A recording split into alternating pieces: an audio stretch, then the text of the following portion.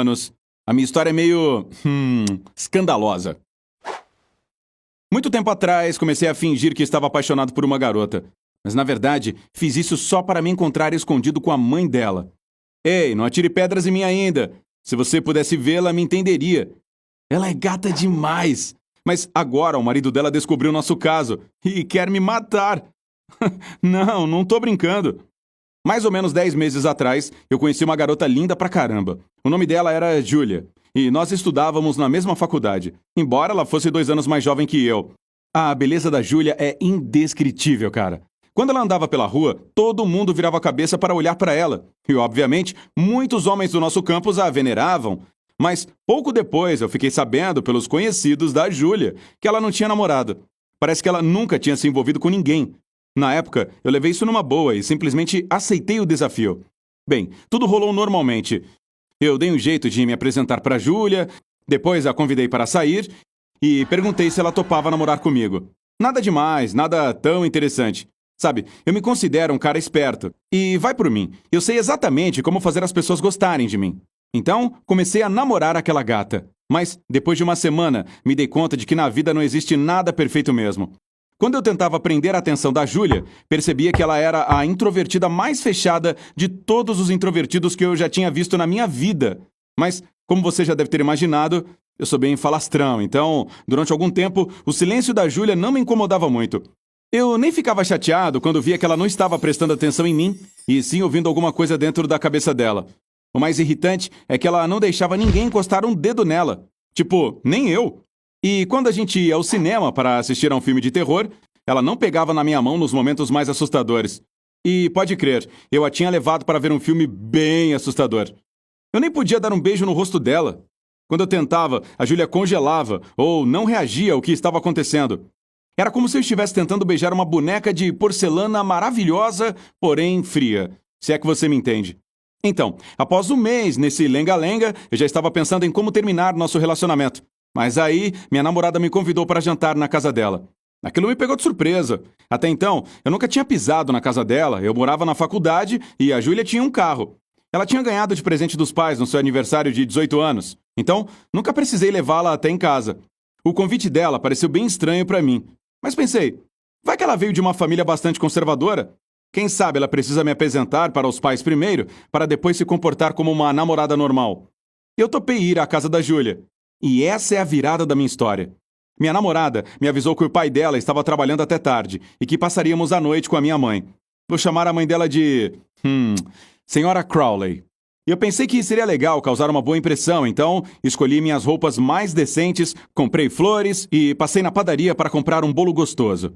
E bem na hora combinada, eu estava na porta dela com as flores em uma mão e o bolo na outra, fazendo pose de bom menino. E quando a porta se abriu, eu vi uma mulher tão deslumbrante quanto a Júlia. Aquilo até me deixou meio confuso, confesso. A senhora Crowley me recebeu muito bem, me abraçou quando me apresentei e me convidou imediatamente para ir para... Não para a mesa, mas para a sala. Aí, em vez de ter um jantar tenso para conhecer os pais, a senhora Crowley sugeriu que assistíssemos a um filme legal juntos. Bem, foi uma noite muito agradável. A Júlia continuava apática e distante, mas a senhora Crowley era bem comunicativa e agradável.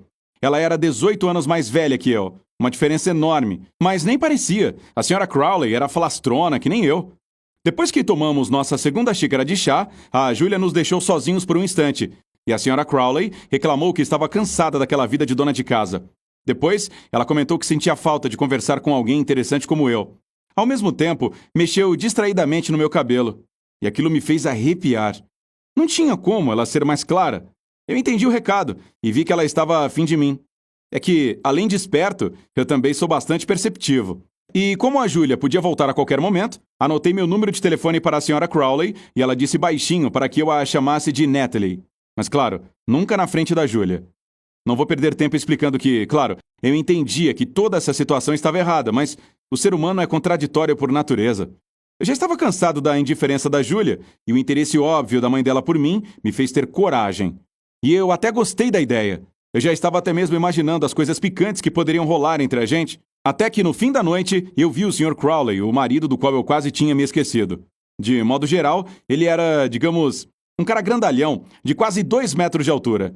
Ele tinha os ombros muito largos e a circunferência do antebraço dele era do tamanho do meu pescoço. Quando nos cumprimentamos, claro, eu tentei apertar a mão dele com a mesma firmeza com que ele apertou a minha, mas... Ai, doeu pra caramba! E embora o Sr. Crowley estivesse de ótimo humor naquela noite, eu tinha medo de olhar nos olhos dele. Ele tinha um olhar assassino. Ainda bem que já estava tarde, então fui logo me despedindo de todos e corri de volta para o campus. Pensando no Sr. Crowley, comecei a entender o nível de perigo. Mais tarde, eu perguntei para a Julia, tentando ser casual, se o pai dela praticava artes marciais. A Julia disse que ele praticou há muito tempo, mas que agora só ia diariamente à academia e acompanhava as lutas de MMA de perto. Deus do céu! Mas mesmo assim, além de ser cheio de artimanhas e inteligente, eu também adoro viver perigosamente. Então, não iria abrir mão da tentação de ficar com a senhora com a Natalie. Eu continuei a fingir que era o namorado da Julia, mas aproveitava toda a oportunidade para ver a mãe dela. Para falar a verdade, a Julia não desconfiou de nada. Eu nunca me senti como o namorado daquela garota, então, embora estivesse traindo com a própria mãe, não sentia um pingo de remorso. Quanto ao meu relacionamento com a Natalie, não vou entrar em detalhes. Isso vai ficar entre mim e ela. Você já deve ter imaginado que uma senhora casada como a senhora Crowley jamais me levaria a sério. Mas isso não me ofendia, e eu saía ganhando de qualquer jeito. Se você ainda está com dó da pobrezinha da Julia, aqui está um fato que vai te deixar de queixo caído. Minha amada namorada sabia que eu estava ficando com a mãe dela escondido. Não sei quando exatamente ela descobriu sobre a gente, mas acho que foi quando eu esqueci meu relógio no quarto da Natalie. A Natalie deu um jeito de esconder o objeto do marido e pediu à filha que o devolvesse para mim. Ela disse que eu tinha esquecido o relógio na sala. No começo, a Julia não fez nada, mas depois, de repente, abriu o jogo com o pai dela. Eu desconfio de que não fui o primeiro a cair nas garras da Natalie.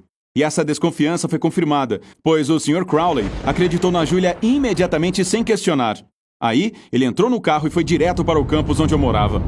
Eu fiquei sabendo disso através da Natalie, que ligou quando o Sr. Crowley foi atrás de mim. Aquela diaba linda e traiçoeira me agradeceu pelos bons momentos que tínhamos vivido juntos, me desejou boa sorte e me aconselhou a voltar para minha terra natal e esquecer a faculdade, pelo menos por um tempo. E eu resolvi que meu caso rápido com a Sra. Crowley provavelmente teria um fim melhor se eu seguisse os conselhos dela. E eu não tive muito tempo. O Sr. Crowley provavelmente não se atreveria a entrar no campus, embora a Natalie tivesse alertado que ele estava furioso. Tão furioso que era capaz das coisas mais terríveis. E não estava nem aí se acabasse na cadeia se necessário. Claro, eu estava torcendo para que isso não fosse necessário.